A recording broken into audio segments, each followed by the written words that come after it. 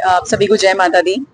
हमारी ये पद यात्रा 100 किलोमीटर की पद यात्रा है, जिसमें हम जामुल से डोंगरगढ़ के लिए हम जा रहे हैं। अभी हम राजनांदगांव के जिले में पहुंचे हैं। यहाँ से चौक चौराहों पे माता रानी का दरबार लगा हुआ है। सभी माता रानी 9 रूपों का आशीर्वाद लेते हुए हम डोंगरगढ़ की ओर प्रस्थान कर रहे हैं। और ये पद यात्रा केवल व्यक्तिगत पद यात्रा नहीं है, ये संकल्पों की पद यात्रा है, जो हम 3 संकल्पों को लेकर माता शक्तियां पूरा कर रहे हैं। हमारा पहला संकल्प है बेटी पढ़ाओ बेटी बढ़ाओ, दूसरा संकल्प है नारी सशक्तिकरण और तीसरा संकल्प है सत्य सनातन धर्म की रक्षा। पहली बार आप चल रहे हैं, कैसा लगा? जी नहीं, हम शादी से पहले 3 साल पैदल यात्रा पूर्ण कर चुके हैं।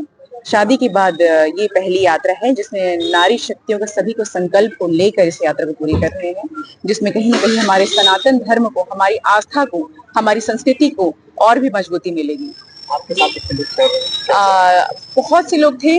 कल 3 बसों में महिलाएं बैठी हुई थी, लेकिन बारिश लगातार होने की वजह से कुछ महिलाएं जिनका स्वास्थ्य सही नहीं था वो वापस हो चुकी है, लेकिन अभी भी कुछ महिलाएं टूट चुकी हैं। आधे बीच में सब अपना अपना सर्कल बना करके चल रही हैं अपनी व्यवस्था अनुसार। तो बस सभी माताएं बहनें से यही अनुरोध करूंगी कि बस मेरे साथ कदम से कदम मिलाकर माता रानी डोंगरगढ़ तक पद यात्रा को पूरी करें। कब तक आपका पहुंचने का है लक्ष्य? रात भर तो हम यात्रा करेंगे। वैसे भोर में हम डोंगरगढ़ पहुंच चुके होंगे।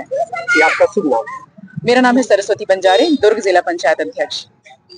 प्रेम से बोल लो जय माता दी, जय माता दी, सारे बोल लो जय माता दी, जय माता दी, जय माता दी।